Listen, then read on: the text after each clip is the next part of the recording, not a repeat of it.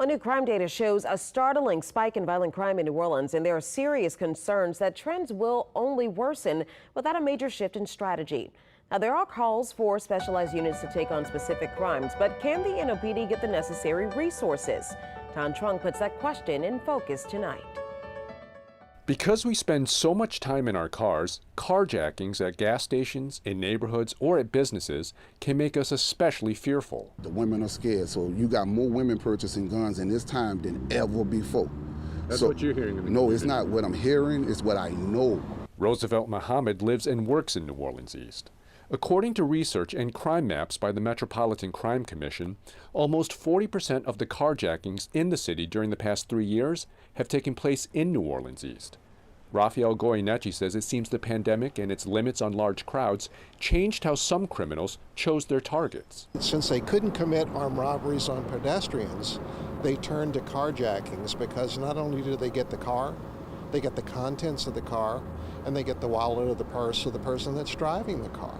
Examining the first 6 months of each year going back to 2019, the MCC found carjackings in New Orleans are up 180%.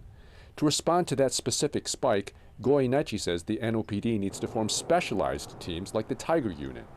Back in 2016, after a series of armed robberies at restaurants and on the street, that task force concentrated on such crimes and was credited with reducing them. But the NOPD has far fewer officers than it did then. Normally, the police department would have other components, a proactive component as well as a responsive component.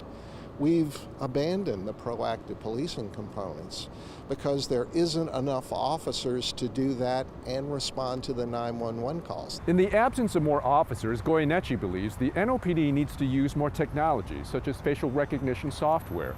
But that has raised concerns about privacy.